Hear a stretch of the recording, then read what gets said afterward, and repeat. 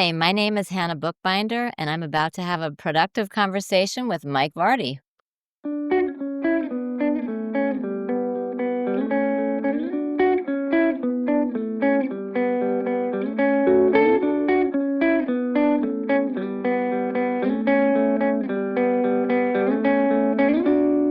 Hannah, thanks so much for taking the time to join me for a productive conversation today. Well, thanks for having me. It's great to be here, Mike. So, I am currently looking at the book, which I'm flipping back Unlock Your Inner Superhero Conquering Challenges of ADHD. But before we get into that, I want to talk about the app because one thing that I've come across in my years of working in this space before I was writing exclusively about productivity.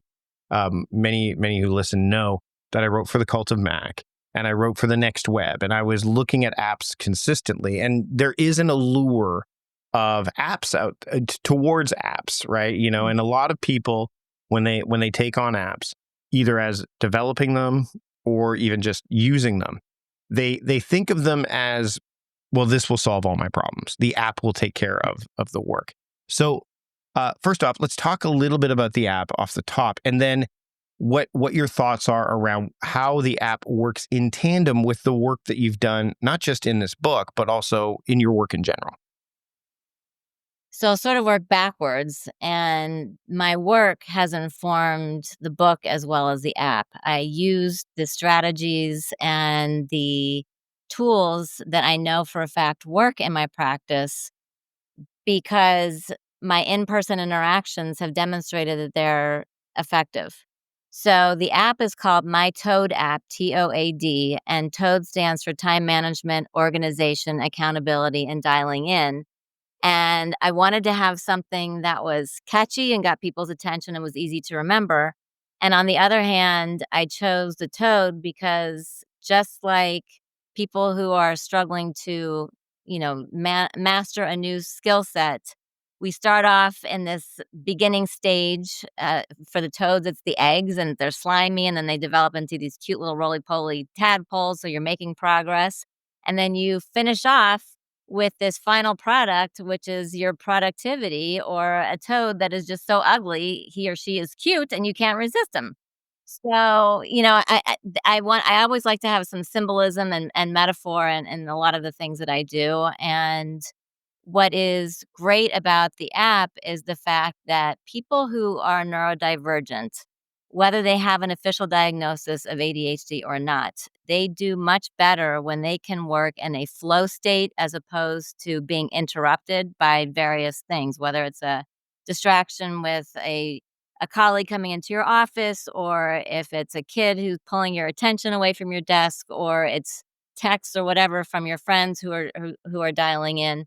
And I wanted to have a closed system, if you will, in which you can have all of the support that you need within this app. If you're working on your time management because you're experiencing time blindness, you're late with your deadlines, be it for your boss or for school or what have you, everything in between, then you can, tap into that suite of tools. If you're somebody who is disorganized, you're constantly losing things. You can't like control or organize your thought process.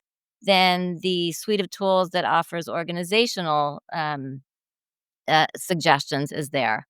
If you're somebody who just can't follow through on what your plans are, then there's the accountability, and that's both for self accountability as well as accountability to others, because that's an issue. Right. And it's also difficult to sometimes to rein in your busy mind. So being able to dial in was something that I wanted to focus on as well.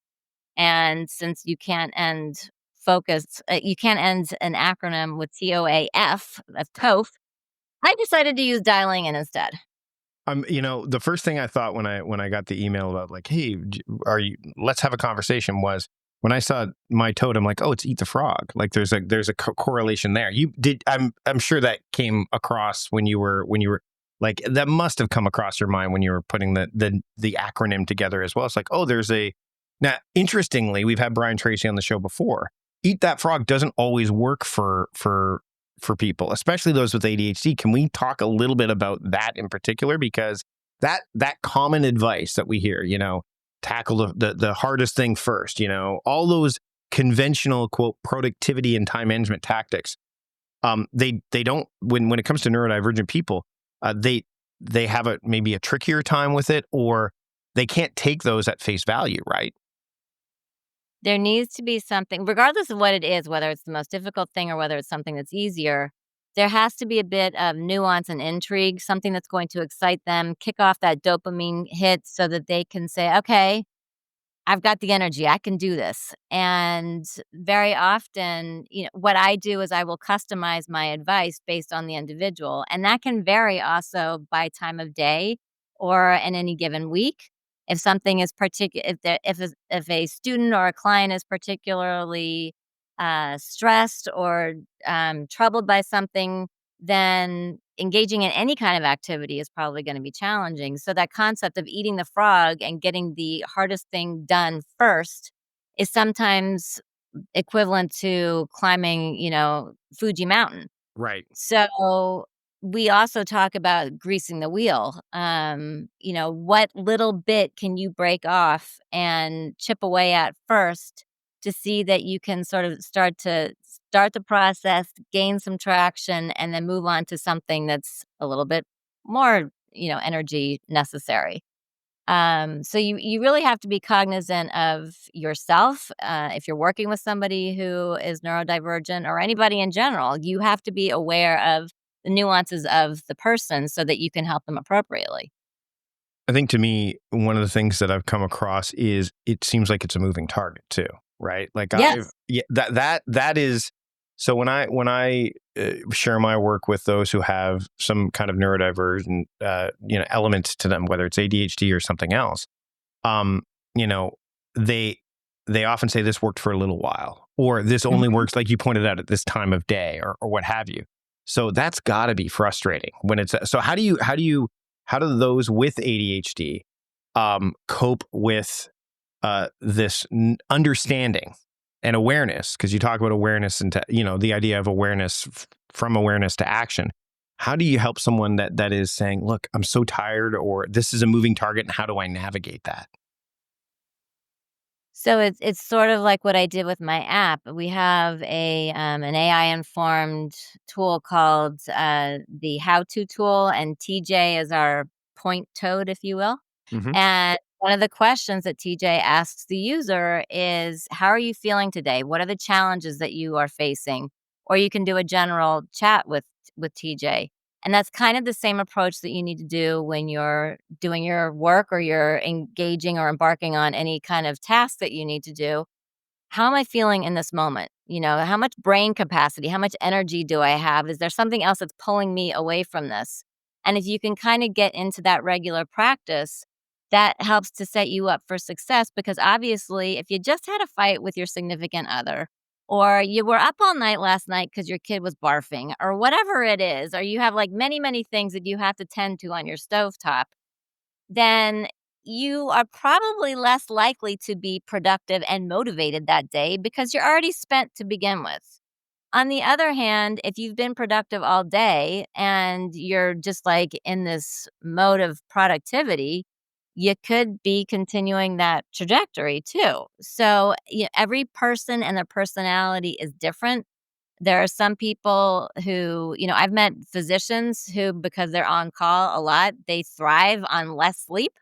All they need to do is have a cup of coffee and they're ready to go. Mm. On the other hand, if you have a parent who has been staying home or is an executive and doesn't have that kind of lifestyle and needs to have their sleep, then on those days when they're sleep deprived, they're less likely to be able to start to engage. So you constantly have to be in the habit of taking your pulse and checking in and saying, "Okay, what's my status right now?" Because it can change between now and later.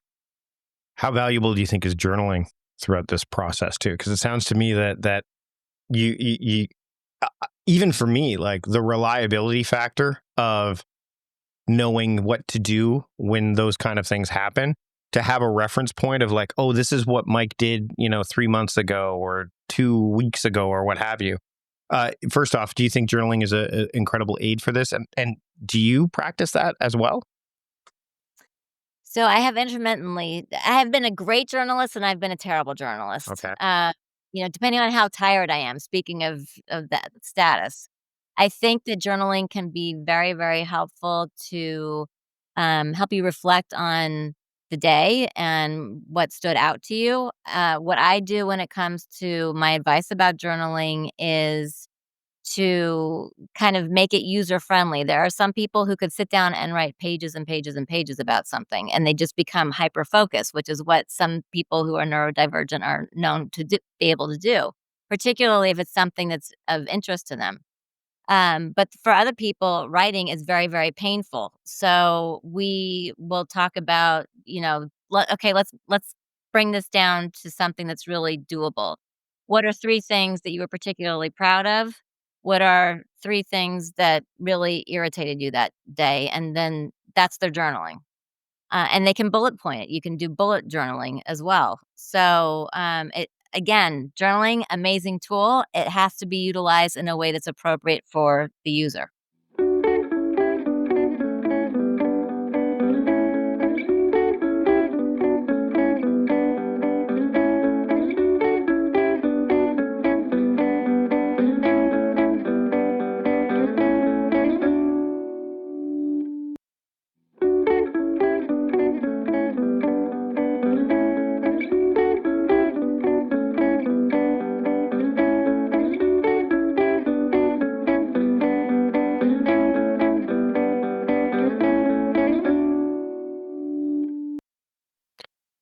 I want to talk about them. You talked about metaphors and nuance and stuff like that. And the thing that came to me as I was going through the book was, unlocking your superpowers, like the superhero metaphor. And what I appreciated was that you didn't frame any kind of ADHD or attention issues as the villain.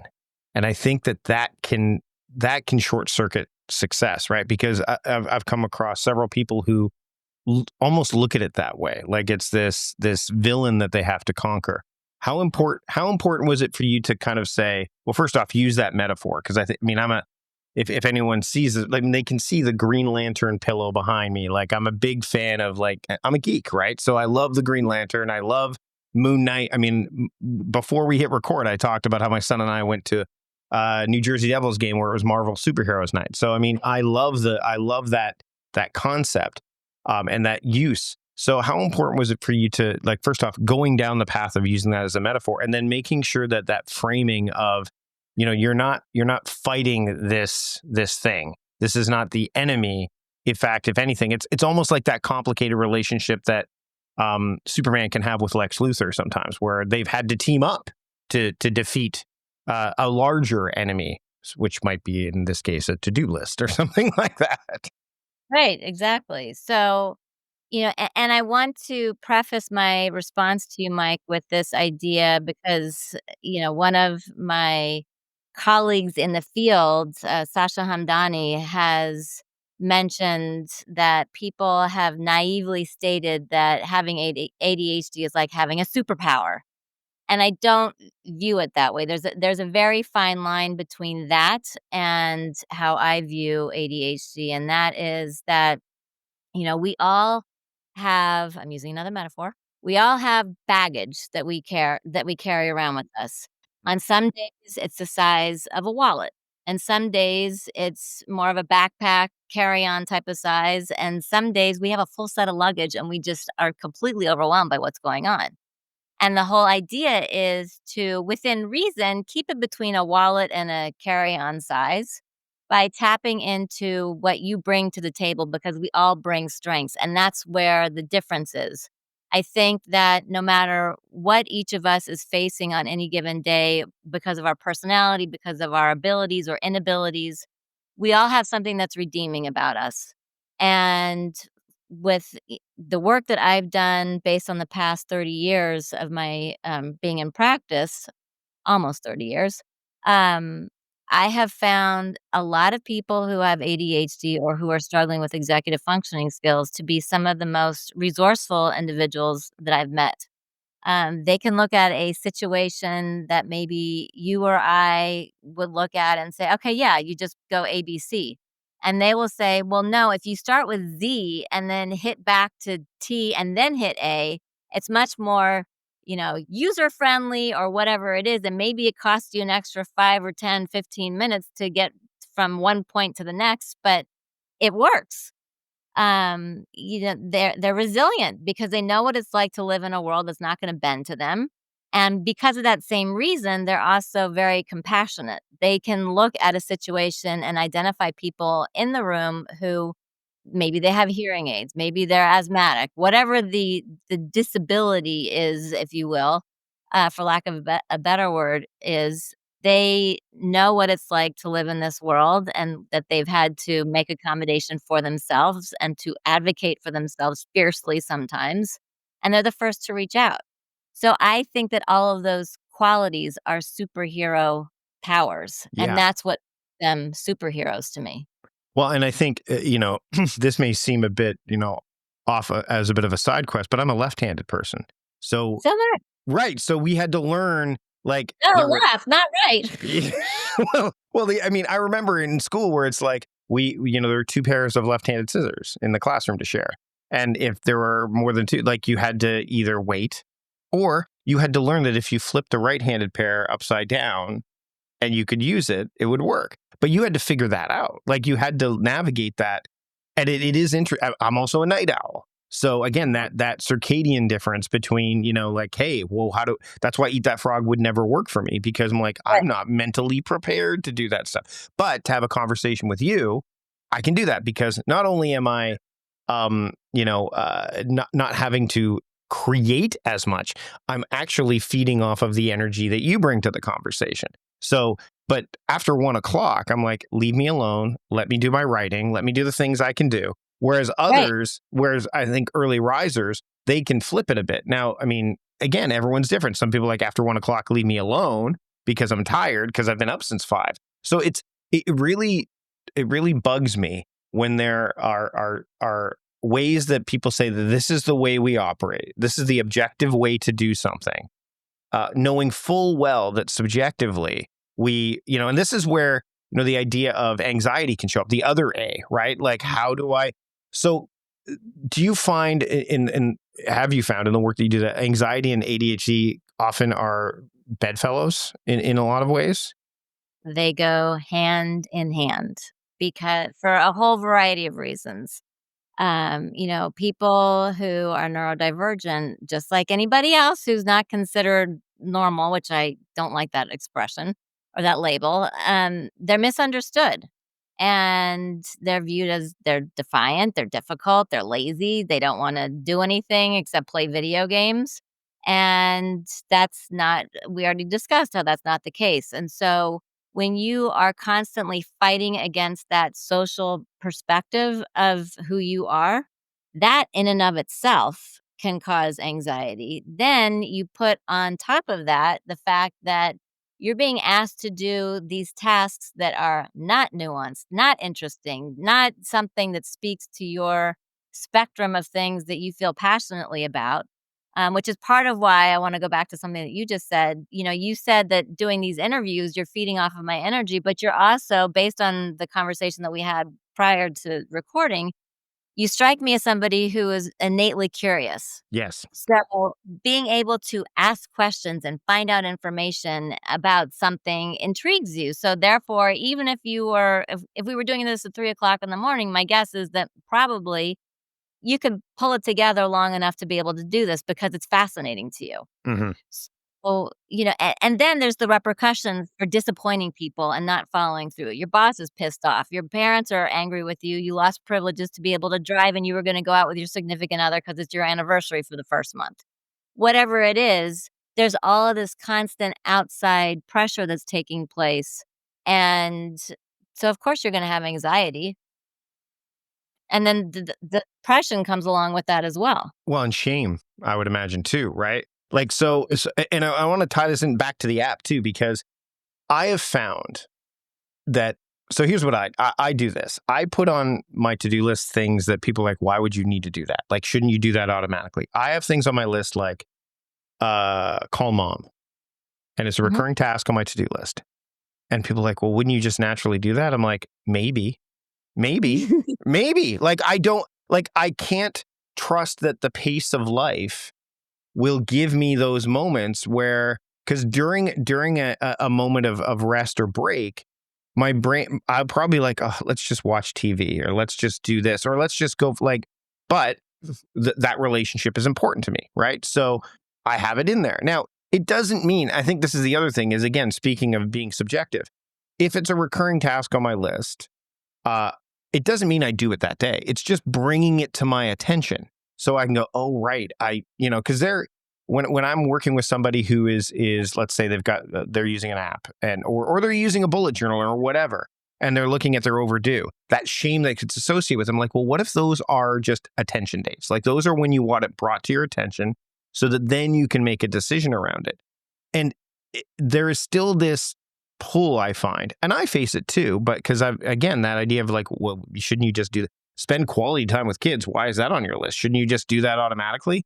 Is that something that folks who especially those with ADHD face? And how do they combat, like, how do they get rid of that chatter from the outside, either internal that's saying, hey man, you should just do this automatically. Why are you writing this down? Or external factors going, hey, they either see people doing it and go, why don't I do that? Or they hear from somebody, well, why would you put that on your list? You should just do that automatically. What's wrong with you? Yeah, so I think that I think you're asking me if people experience that who have ADHD. Well, Just I think yes. And then how do they, for lack of it, as a like, let's use the superhero, how do they fight back? How do they have the will to resist this? Like, it's again, that fear versus failure thing where it's like, I'm failing to, no. Like, just, if somebody gives you crap for this, it's their thing, not yours. Like, how do they overcome that challenge consistently? Because I think it shows up ad hoc, right? so, and the challenge is this outside chatter. Is that Yeah, right?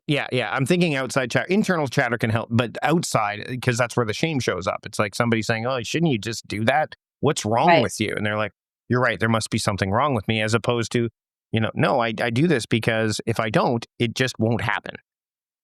Right, and I think that it's similar to, why does a person who has asthma take an inhaler? Well, if I don't, then I'm gonna pass out because I didn't get enough oxygen. Why does a diabetic take their insulin? I mean, these are just components of what it is that somebody with this profile needs to do in order to be successful. So, yeah, it's very easy to fall into the trap of listening to the outside narrative that other people are creating for you, but if you can take a step away from that, close the window and shut the doors for a little bit and say, "Okay, look, is it kinda silly that I have to have a reminder to call my mom or, play with my kids?" Maybe for somebody who doesn't have difficulty remembering and executing on these things, but this is something that I need, so I'm gonna do it. It's like when you have parents or older students in college who are advocating for their kids to have accommodations in school. There are teachers who are gonna push back and say, "Well, shouldn't he naturally be able to, focus long enough in class to be able to take a test?" Well, no, he can't. So we need to accommodate that. And does it give him a leg up over the other kids? No. And the other piece of that too is, Mike, that a lot of the accommodations that are being asked for kids who have ADHD or struggle with executive functioning skills in the form of an IEP or a 504, a lot of those accommodations are going to help the general student population anyway, which is why it drives me crazy that it's not being brought into the classroom as a natural part of the course of the day anyway.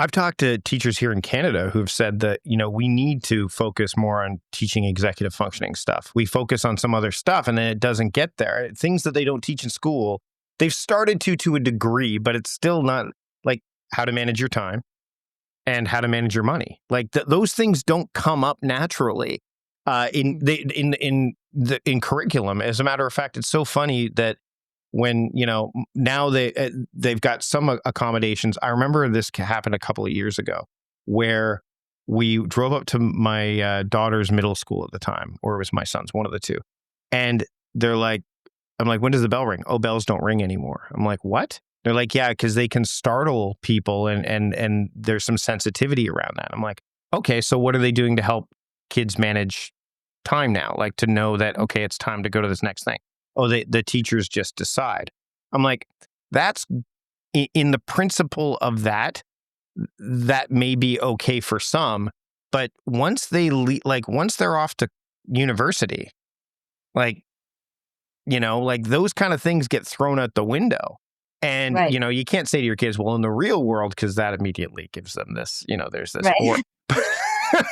But I mean, it's it's interesting to me that those things aren't, and to your point, they would help everybody. Like they wouldn't just help, the kids that have these challenges or have these, diagnoses or what have you. What I love that you do in the book, by the way, which I think it kind of dovetails nicely for what we're talking about, is you have these stop points, which I think Mhm. they are signals, much like the school bell would be, and it's not determined by the whim of the person at hand. Like, okay, it's time for me to go. You've said stop. Like there's clear stop signs. How important was it for you to put those in there? And were you very strategic in like, I need to have so many, or I need to do it at this time? Like, how did you map that out? Because when I was reading, I'm like, okay, normally when I see exercises, it's like, here's the chapter, here's the summary of the chapter, and now do this exercise. Yours are like, oh wait, there's like a paragraph and another one. Like I'm noticing it happening at what seems to be random cadences, like random spots. So I'd love for you to touch on that. I did not set out to have a certain number of stop signs or, reflection points. Rather, I did it based on intuition. I wanted this book to be structured in such a way that it felt to the reader like they were sitting down and they were having a session with me. I wanted there to be a conversation that was going on.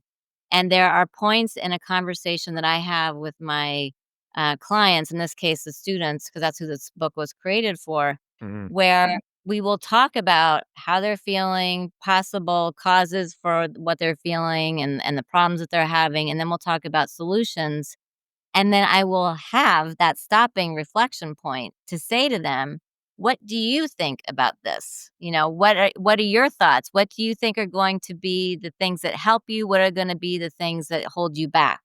And because I'm not able to sit down with every single reader who's reading my book, I wanted to provide that opportunity for them, and there are key points in the book where I deliberately placed those stop points.